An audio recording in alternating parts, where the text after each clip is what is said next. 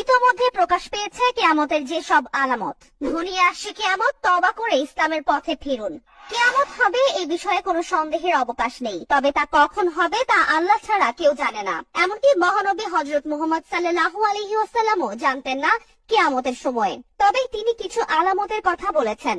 এইসব আলামতকে দুই ভাগে ভাগ করা যায়, ছোট আলামত ও বড় আলামত। বড় আলামত 10টি, আর ছোট আলামতের নির্দিষ্ট কোনো সংখ্যা নেই। ছোট আলামতের বেশ কিছুই ইতিমধ্যেই প্রকাশ পেয়েছে, তা নিয়েই আজকের আয়োজন। মহানবী সাল্লাল্লাহু আলাইহি ওয়াসাল্লাম বলেছেন কিয়ামতের অন্যতম আলামত হচ্ছে তার মৃত্যু। অর্থাৎ মহানবী সাল্লাল্লাহু আলাইহি ওয়াসাল্লামের মৃত্যু থেকেই কিয়ামতের আলামত শুরু হয়ে গেছে।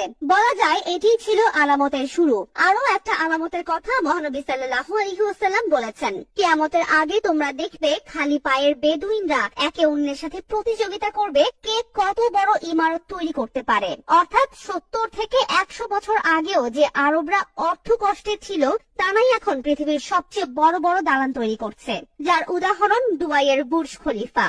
আরো একটা ভবিষ্যৎবাণী করেছেন নবী করিম সাল্লাল্লাহু আলাইহি ওয়াসাল্লাম যে কিয়ামতের আগে মসজিদ হবে রাজপ্রাসাদের মতো।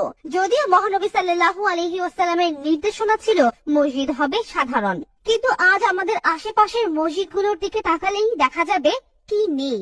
মার্বেল পাথর, দামি কার্পেট, ঝাড়বাতি, কি নেই সেখানে। একদম